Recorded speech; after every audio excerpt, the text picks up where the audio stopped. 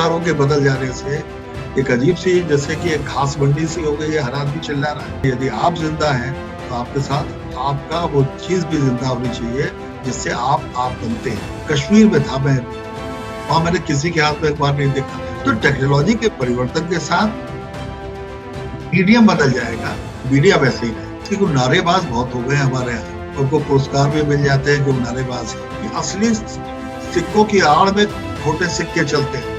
अगर सिर्फ खोटे सिक्के चलेंगे तो बाजार बंद हो जाएगा। तो देखा जो पेजवा होला वो तुला के तराजू की तरह होला, तरीको एयर ओवर करवा तो उड़ान हो जाए।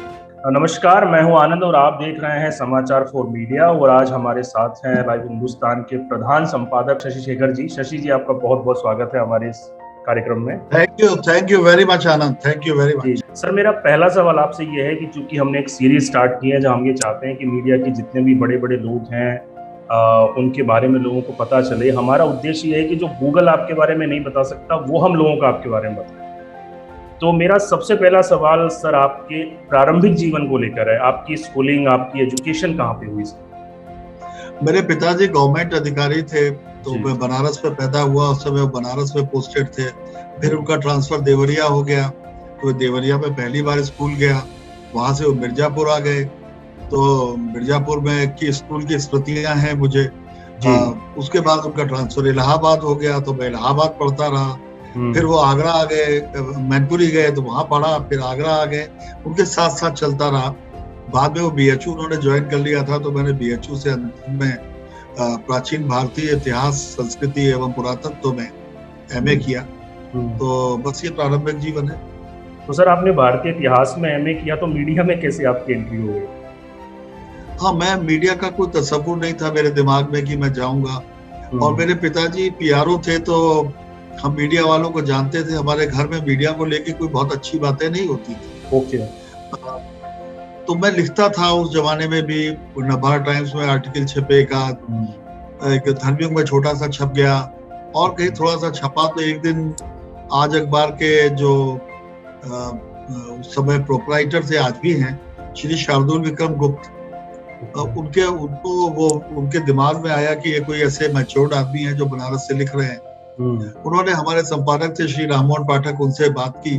पाठक जी ने कहा ये तो 20 साल का बच्चा है और एमए में पढ़ता है जी, तो उनका बुलाओ भाई। मैं उससे मिलने गया।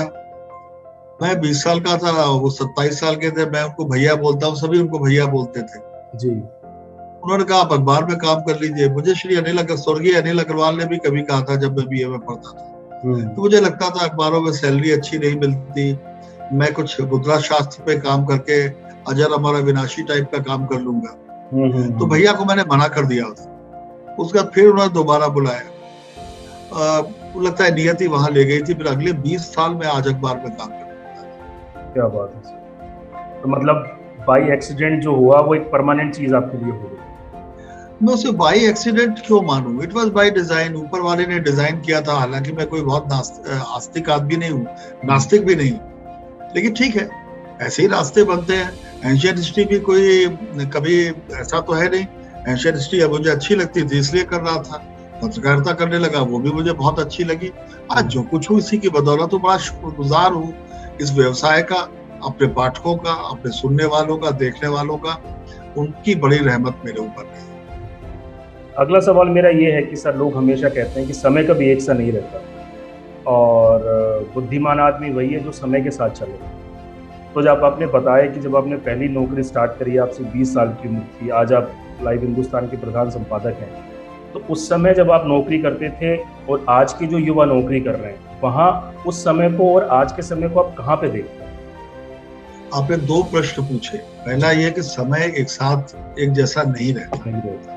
मुझे ऐसा लगता है समय भले ही बदलता रहता हो, लेकिन इंसान यदि ईमानदार है, समझदार है और परख रखता है तो उसको कोई परेशानी नहीं होती। आप अभी मुझसे पूछें कि आपकी जिंदगी का सबसे बड़ा गम क्या है, तो मुझे याद नहीं आएगा। आप ये भी पूछे सबसे बड़ी खुशी क्या है, तो वो भी याद नहीं आएगी। वो जैसे एक दिन के चक्र की तरह चलती रहती है।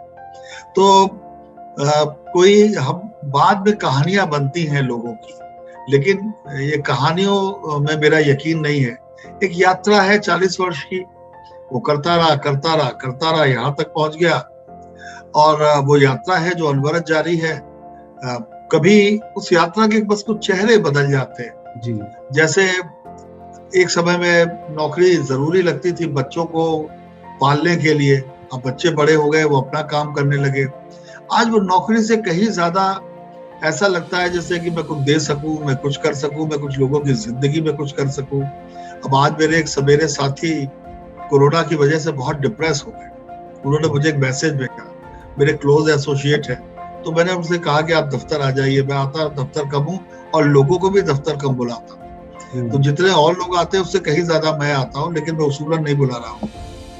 तो मैंने उनको बुला के उनसे बात की। मैंने कहा कि देखो, अभी यंग हो, चूंकि एक लंबा सफर है, तो सफर के आगे कौन सा मोड़ आएगा ये भय लगता है, पर चलते रहोगे वो मोड़ अपने होते जाएंगे। हर मोड़ जो पार करोगे वो तुम्हारा हो जाएगा, अगला मोड़ अलग तरीके से आएगा। तो वो बड़े खुश हो गए। तो हमारा काम, मुझे ऐसा लगता है कि आज मैंने अपनी जिंदगी का एक सफल दिन जिया कि मैंने एक अपने मित्र की, अपने एक साथी की, सहयोगी की पीड़ाओं या आशंकाओं को थोड़ा मैं दूर कर सका। बस इससे ज्यादा मैं कुछ नहीं सोचता। और अमरत्व में मेरा कोई यकीन नहीं है। हमारा जो आज है वही सब कुछ है। तो पहले प्रश्न का उत्तर ये था। दूसरे प्रश्न का उत्तर, आप तब से अब में क्या अंतर पाते हैं? मैं कोई अंतर नहीं पाता। तकनीक ही बदलती है। मैं जब आया था तो लेटर प्रेस अखबार था, कंपोजिंग होती थी हाथ से, लाइनों और मोनो दो मशीनें होती थी, उनसे कंपोजिंग होती थी। फिर उसको हाथ से उसको जोड़ते थे, उसको डिजाइन उसका बनाते थे। लेकिन रामकेर जी हमारे एक फोरमैन हुआ करते थे। उन्होंने 1981 में मुझसे भोजपुरी में कहा कि देखा, जो पेजवा होला वो तुला की तराजू की तरह होला, तरीको एयर ओवर करवा तो उलार हो जाए। मैं भोजपुरी नहीं बोल पाता, लेकिन बहुत बढ़िया बात उन्होंने कही थी कि जो अखबार का डिजाइन है उसमें बैलेंस होना चाहिए। जरा भी इधर उधर करोगे तो बैलगाड़ी की भांति वो उल्टी टंग जाएगी। आज हम अखबार को रीडिजाइन कर रहे हैं, संसार के सबसे बड़े डिजाइनर मारियो गार्सिया साहब के साथ मिलकर। इससे पहले भी मैंने 11 साल पहले जब रीडिजाइन किया था हिंदुस्तान को, तो मारियो ने किया था। और मारियो के साथ जब बात होती है, और जब भाई ये बात मैंने मारियो को 11 वर्ष पहले कही थी, तो उन्होंने who said he must be a design Guru. Non literate man, बिना पढ़ा लिखा आदमी था, लेकिन गुर और ज्ञान किसी डिग्री से नहीं आती। वैसे उस्ताद लोगों से सीखा। आज मैं उनको, मुझे मालूम नहीं वो कहाँ होंगे, किस हाल में होंगे, लेकिन आज मैं उनको इज्जत से याद कर रहा हूँ। मुझे लगता है रामकेर जी ने भी जो काम किया वो पूरा हुआ। आज भी तो जो उसूल है वो बदलते हैं। पत्रकारिता अक्सर कहते हैं बड़ी बदल गई। क्यों बदल गई साहब? पत्रकारिता का मूल तत्व क्या है? आप सत्य बोलेंगे, आप उसमें कुछ घालमेल नहीं करेंगे। तो आज भी कौन कह रहा है कि पत्रकारिता में घालमेल करो? पत्रकार बदल गए हैं, पत्रकारिता थोड़ी बदल गई है। और कुछ पत्रकारों के बदल जाने से एक अजीब सी, जैसे कि एक घास मंडी सी हो गई है, हर आदमी चिल्ला रहा है जी। तो मुझे ये नहीं लगता। मैं यही कहूंगा, वक्त जरूर बदलता है, वक्त भी नहीं बदलता, तारीखें बदलती हैं। बाकी मुहावरे हैं, तारीखें बदलती हैं। यदि आप जिंदा हैं तो आपके साथ आपका वो चीज भी जिंदा होनी चाहिए जिससे आप बनते हैं। सर, मेरा अगला सवाल आपसे ये है कि 40 साल का आपका एक्सपीरियंस है और आपने चीज़ों को बहुत बदलते हुए देखा है। पिछले 1-2 साल से हम देख रहे हैं कि प्रिंट मीडिया के सामने सबसे बड़ी चुनौती जो उभर कर आ रही है वो डिजिटल से आ रही है। लगभग 40-45 करोड़ के ऊपर लोग फेसबुक यूज़ कर रहे हैं, करोड़ों लोग ट्विटर यूज़ कर रहे हैं, और प्रिंट मीडिया इस टाइम बहुत ज़्यादा चुनौतियों का सामना कर रहा है। तो इस दिशा में आपका अखबार क्या काम कर रहा है और डिजिटल के फ्यूचर को आप किस तरीके से देख?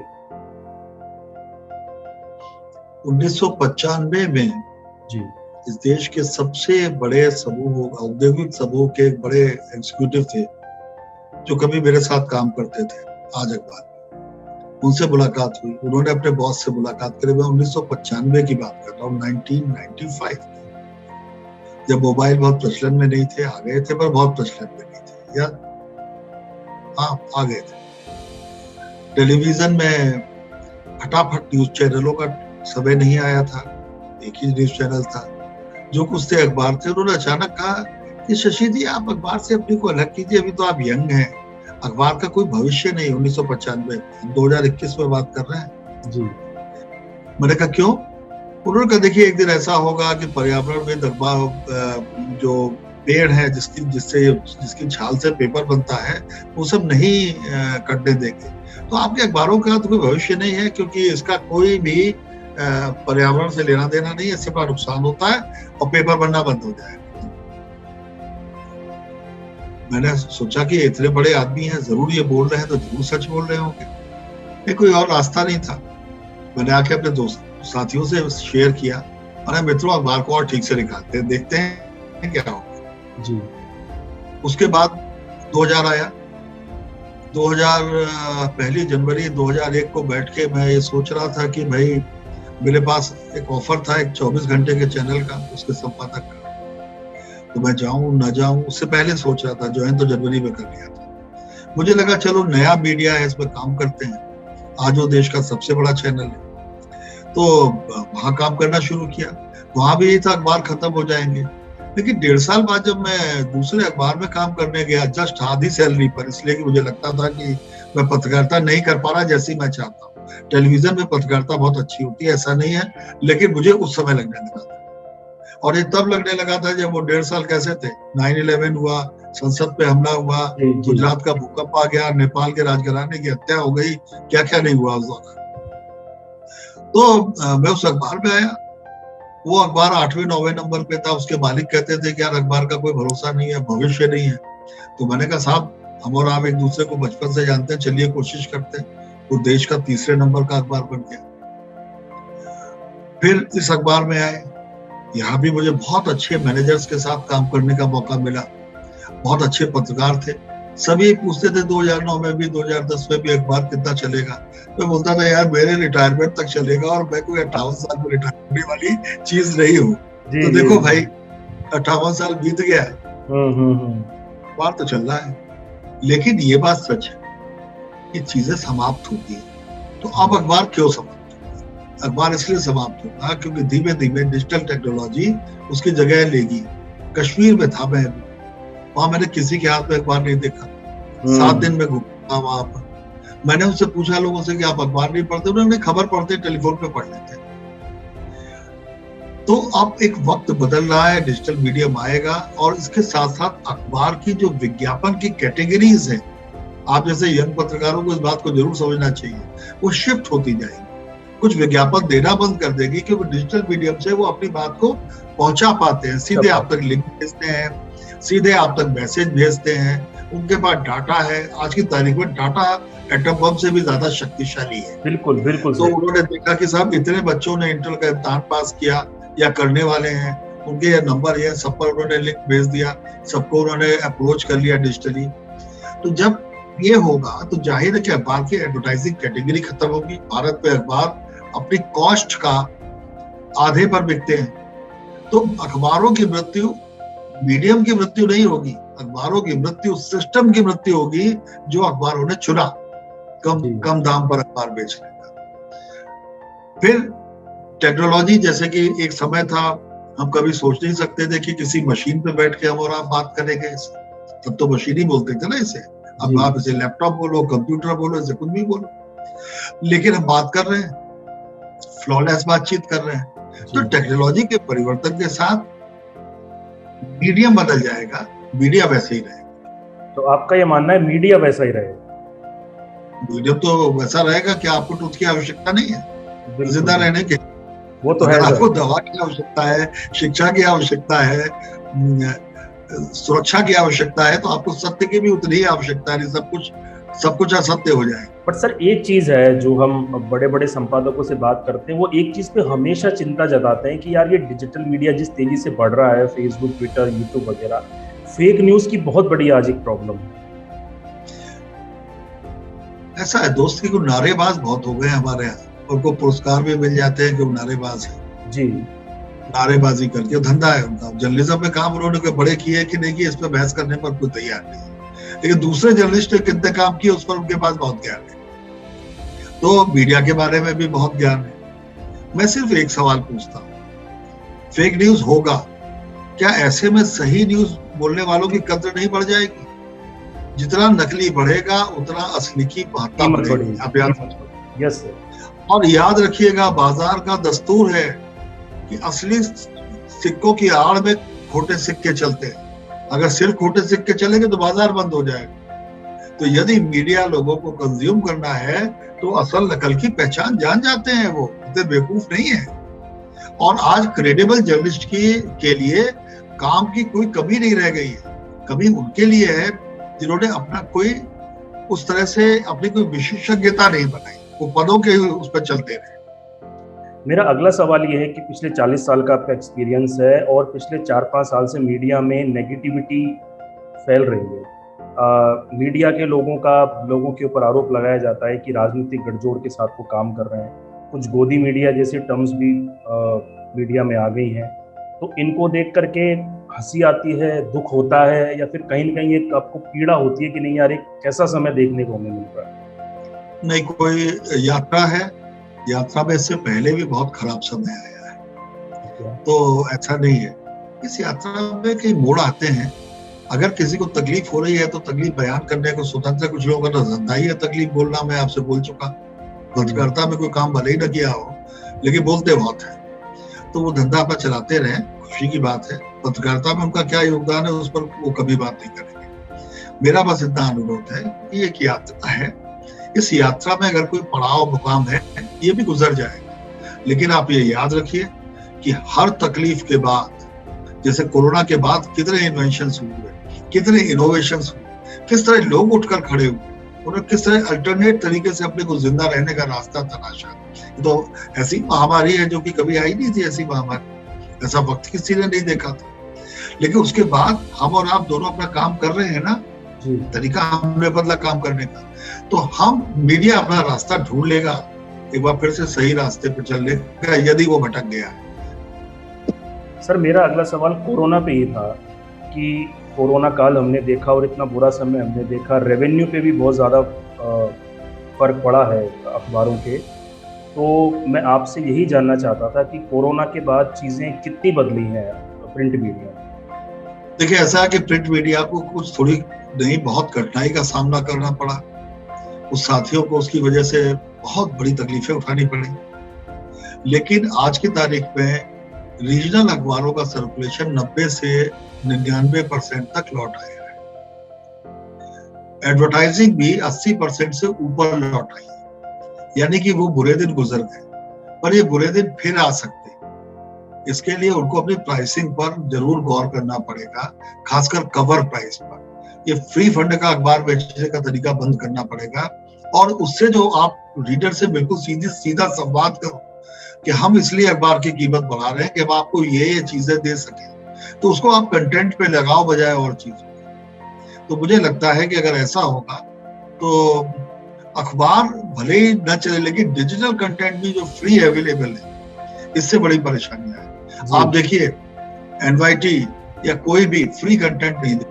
क्यों नहीं फ्री कंटेंट दे रहा है? वो इसीलिए नहीं दे रहा कि आपको यदि सही सुनना है, सही पढ़ना है, तो आप थोड़ा सा हमें भी योगदान दीजिए।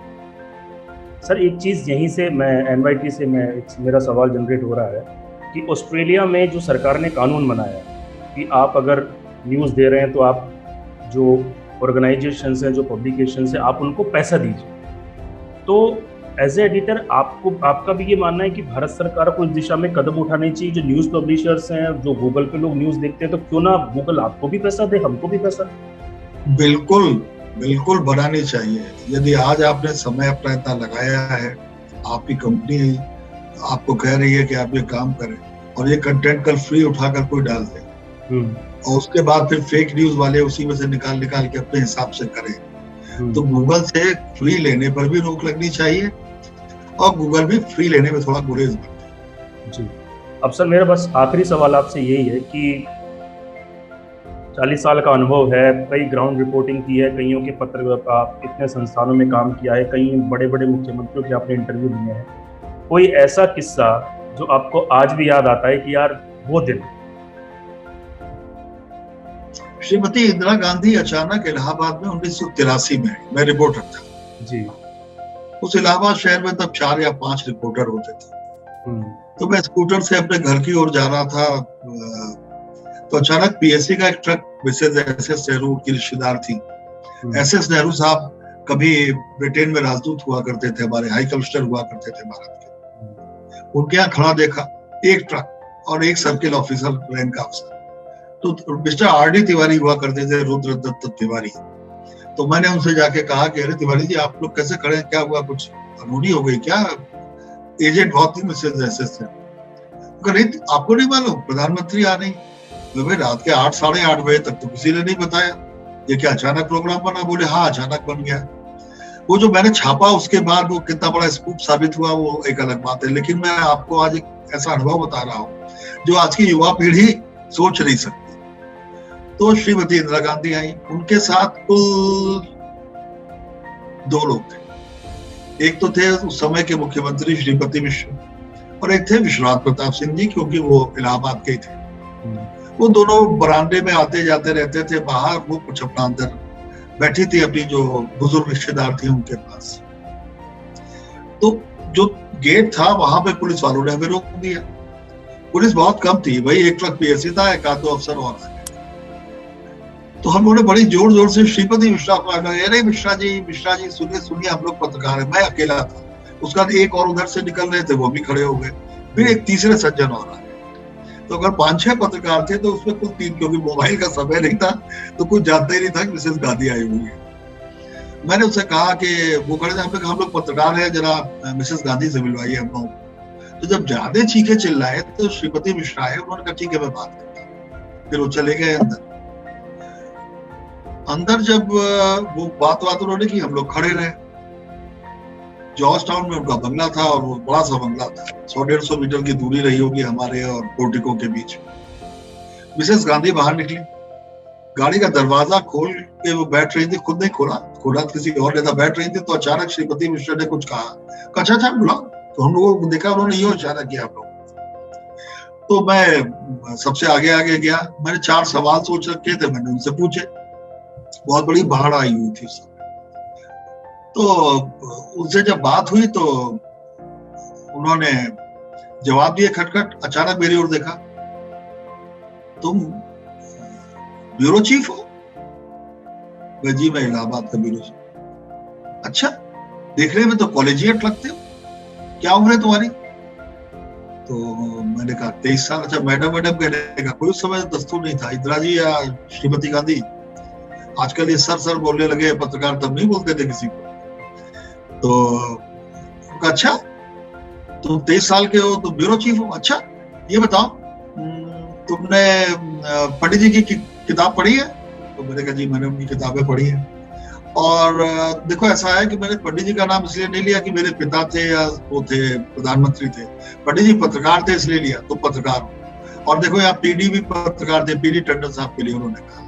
तो यहाँ अच्छे पत्रकारों का हुआ करता था समय। तो तुम भी जरा थोड़ा पढ़ा लिखा करो। और फिर यूं कंधे पे मैंने हाथ रखा और थोड़ा कसरत किया करो, बहुत पतले हो। ये गाड़ी बैठी चली। इंदिरा गांधी से मेरा कोई सीधा ताल्लुक नहीं था, मैं उस स्तर का पत्रकार था, दिल्ली वाले मिलते थे, लेकिन वो मिली। वक्त बदल गया है। मैं आज बुराई नहीं करता, इसलिए बुराई नहीं करता कि प्रधानमंत्री वो इंदिरा गांधी इसी शायद आदत के चलते मारी गई अपने घर। और एक प्रधानमंत्री का मारा जाना भारत जैसे बड़े लोकतंत्र के लिए शर्म की बात होता है। तो सुरक्षा से मुझे दायित्व तो नहीं है, लेकिन बदले वक्त की आपने बात की थी, तो देखिए इससे आपको सारी बातों का जवाब मिल गया। बिल्कुल सर, बिल्कुल सर। नहीं सर, आपने काफ़ी हमारे साथ बातें करी, हमको बहुत अच्छा लगा। आपने अपनी बिजी शेड्यूल से हमारे लिए टाइम दिया सर, आपका बहुत बहुत धन्यवाद sir. Thank you so much. Thank you very much Anand, thank you, धन्यवाद।